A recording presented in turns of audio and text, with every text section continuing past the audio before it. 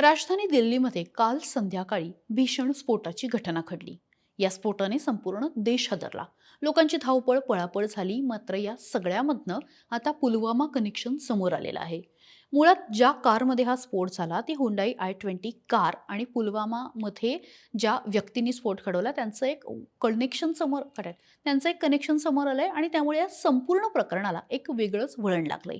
या कारची खरेदी विक्री नेमकी कोणी केली, ही व्यक्ती नेमके कोण आहेत आणि त्यांचा पुलवामाशी काय संबंध, सगळं मी तुम्हाला सांगणार आहे। व्हिडिओ शेवटपर्यंत बघा। या कारचा मूळ मालक मोहम्मद सलमान। या स्फोटानंतर देशातली संपूर्ण सुरक्षा यंत्रणा सध्या हाय अलर्टवर आहे। दिल्ली पोलिसांकडून परिसरातल्या अनेक सीसीटीव्ही फुटेज तपासण्यात येत आहे आणि त्यामध्ये ज्या हुंडाई i20 कारमध्ये स्फोट झाला ती अनेक वेळा दिसून आली। यात पोलिसांनी महत्त्वाचे काही पुरावे सुद्धा शोधलेले आहेत। ही कार आणि कार मालक काही सीसीटीव्ही फुटेजमध्ये कॅप्चर झालेले आहेत।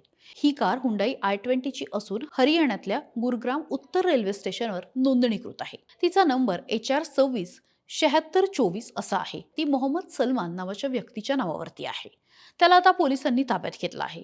मात्र आता पुलवामा कनेक्शन नेमकं काय समोर आलंय, तर अशीही माहिती समोर येते की याच मोहम्मद सलमान याने आपली कार ओखला भागातल्या नदीमला विकली।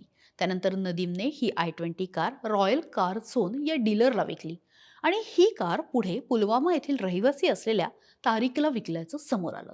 त्यामुळे ज्या पद्धतीने पुलवामा येथे हल्ला करण्यात आला त्याच पद्धतीने किंवा त्याच मोडस ऑपरेंडिटीनुसार दिल्ली इथे सुद्धा हा हल्ला करण्यात आला का, असा संशय व्यक्त होतोय।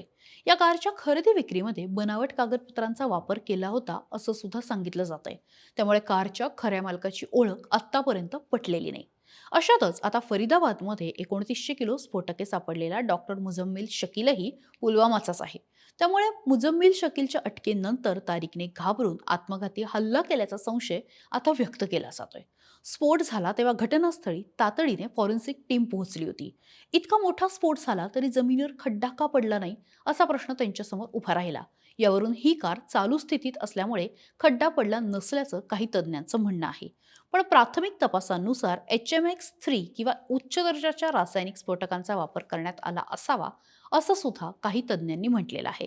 हे फॅक्टेड वेपन म्हणजे घातकी हत्यार असल्याचा संशयही व्यक्त केला जातोय।